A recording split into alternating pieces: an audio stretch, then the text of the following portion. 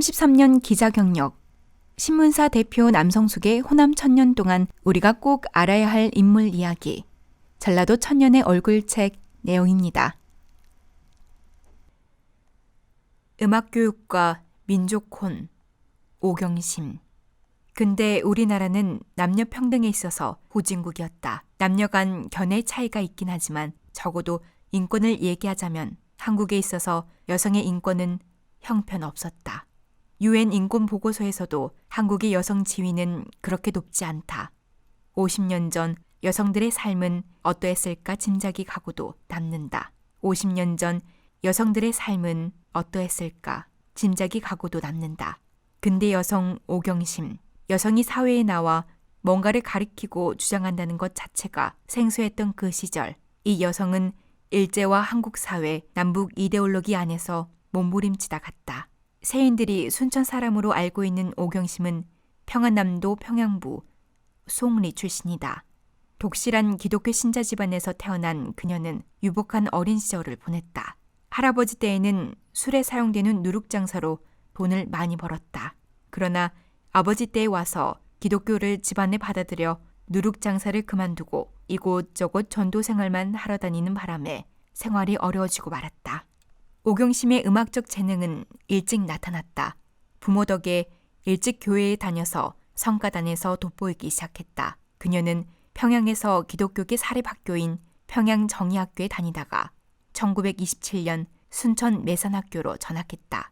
큰오빠인 오혜택이 순천 매산학교에서 교편을 잡고 있어서 온 집안이 이쪽으로 이사를 온 것이다. 1928년 순천 매산학교에서 고등과 1년을 수료한 오경심은 광주 수피아여중 2학년으로 편입하게 된다.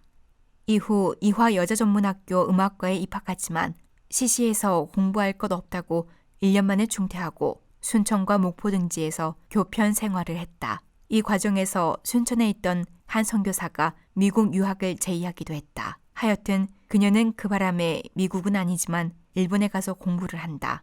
이때 결혼을 했다. 남편 박만고는 지독한 사회주의자였다. 당시 순천 지방에서 꽤 알려진 부잣집 차남이었고 박만고는 아무 하는 일 없이 책 속에 묻혀 사는 사회주의자였는데 일본 제국주의에 굽히지 않기 위해 취직을 하지 않았다고 한다. 오경심의 식구들은 박만고와의 결혼을 반대했지만 친구들 며칠 지켜보는 가운데 서남사에서 조촐하게 결혼을 한 다음 일본으로 건너가 버린 것이다. 유학 도중 돌연 귀국해서 광주제일보통학교 강당에서 독창회를 갖기도 하고 제1회 조선일보 신인음악회에서 오페라 아리아를 불러 관중을 사로잡았다. 뿐인가 일본에서도 여러 음악 콩쿠르에 출연해 당당히 입상하기도 했다. 한 번은 조선 유학생 신분이 들통나 상금을 받지 못했다고 한다. 귀국한 후 그녀는 서울 아현동에 자리를 잡았다.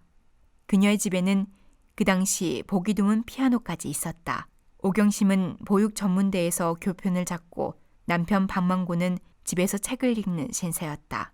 그러나 서울 생활도 잠시뿐 생활이 기울어 다시 순천으로 내려와 순천중학교에서 교편을 잡았다. 해방이 되자 그녀는 순천사범학교로 자리를 옮겼다.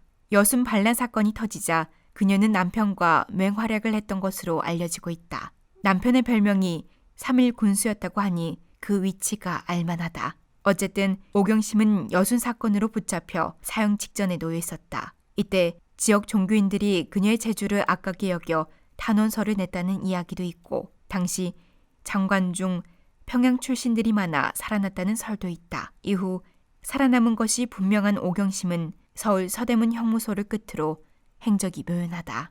한국 전쟁이 발발하자 풀려난 것으로 보이는데 그 이후 행적을 알 수가 없다. 유난히 봉선화를 잘 불렀던 오경심. 하루는 일본 사람이 찾아와 공연을 요청하며 일본 노래 애국에 대한 꽃을 불러달라고 요청하자 순천극장에서 일본어로 탱자꽃과 등꽃을 부른 후 한국말로 봉선화를 불러 청중을 감동시켰던 오경심. 격변기를 살면서 국가와 민족을 위해 살다간 그녀는 역사의 굴절을 뼈저리게 체험하며 얼마나 많은 눈물을 흘렸을까.